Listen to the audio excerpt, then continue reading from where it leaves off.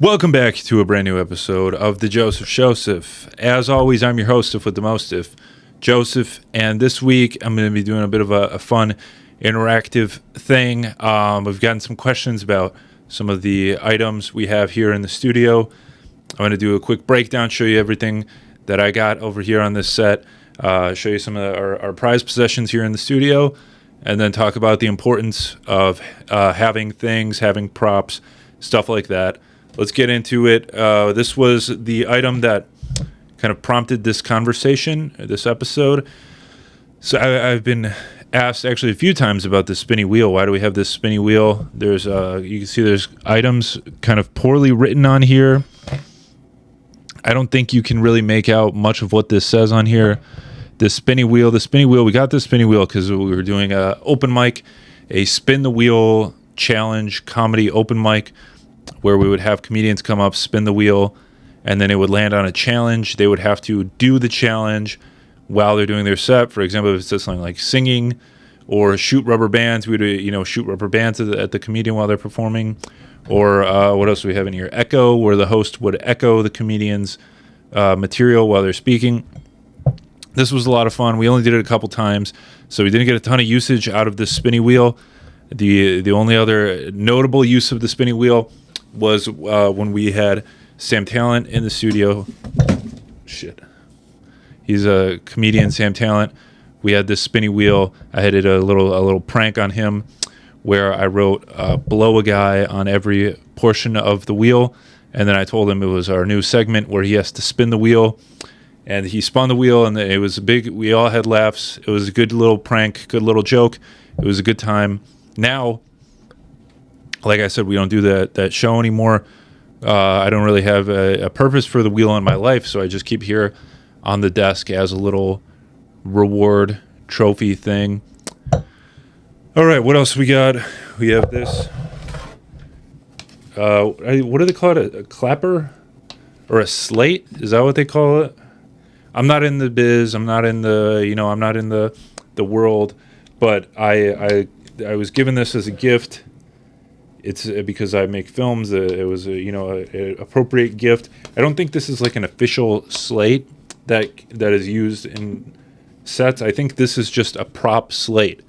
I don't know that it's real. And I think now they do that. They have like electronic slates. They just upload via technology. This one is I believe chalk. I believe you can chalk in the scene take and all of that. I've never used it like officially when making anything.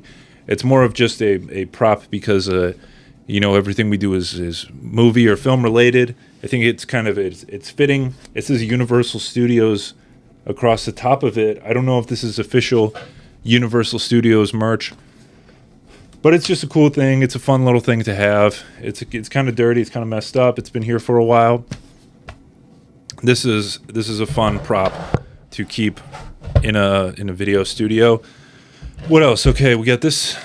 This is a pop gun, I think they call it. It's supposed to make a clicking sound, but it's broken. There's supposed to be a rubber band that makes the popping sound. We have that has been torn. This came because we have a rubber band launcher, whatever. You're supposed to stick rubber bands in here, and then it launches the rubber bands. I got these because we were doing a duel video, where we were trying to see who was the alpha, and so we got these so we can do a duel safely and launch rubber bands at each other. But these didn't come with holsters, and this did come with holsters. So that was I got this. This was like $2 or something. It was very cheap, so that way we could take the holsters and use it for this.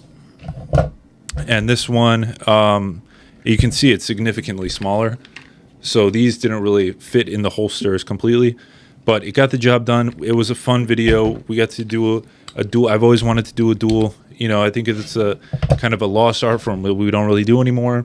If you saw the Ridley Scott movie, The Last Duel, apparently that was the last duel, but I think they probably did duels after. I think Hamilton was that was a more modern duel than the Ridley Scott Last Duel.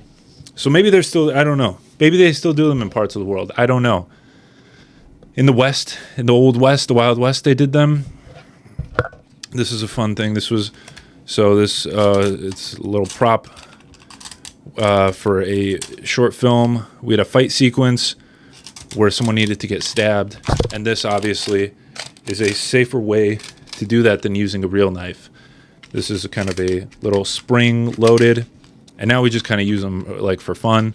It's kind of like a kind of a jokey thing.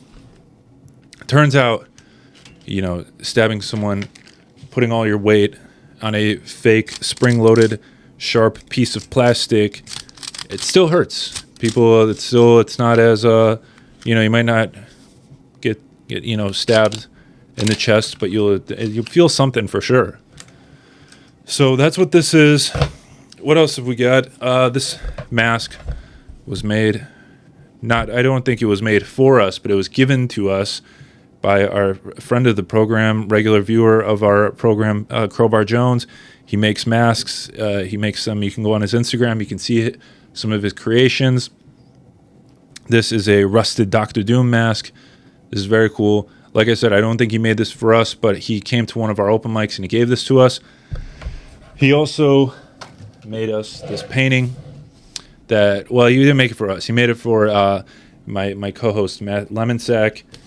And he gave it to him when he was hosting for Drew Nickens, I believe. So and we keep it here in the studio. We have it kind of hung up in the area over there. I'm not going to do a full room tour. If you watch the P-Boys podcast, you will see what the rest of the room looks like. We have stickers and posters and things taped to the wall.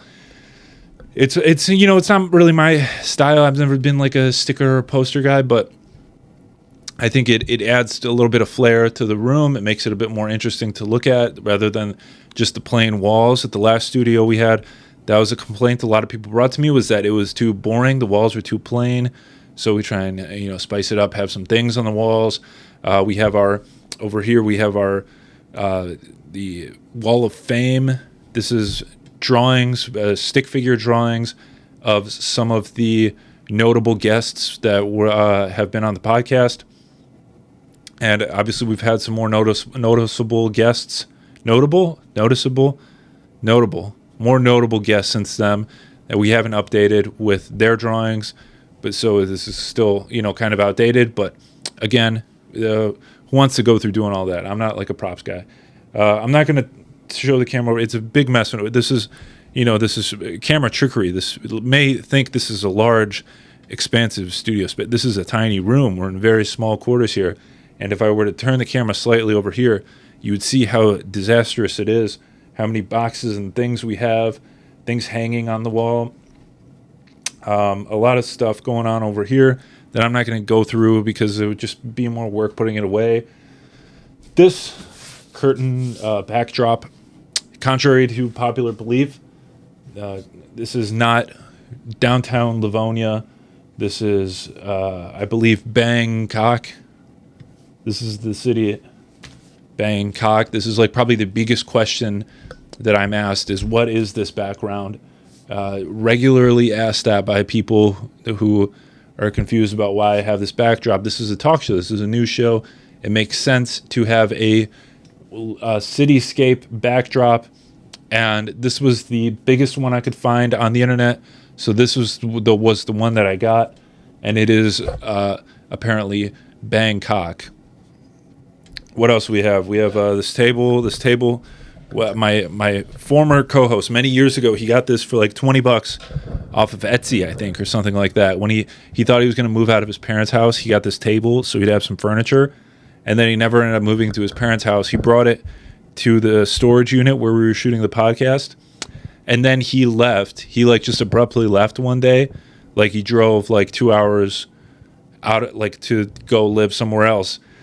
And he left the table, so now I have the table. I don't know what it's. I could get a better table, but I've had it for so long. It's kind of sentimental. The top of the table, it's not even screwed down.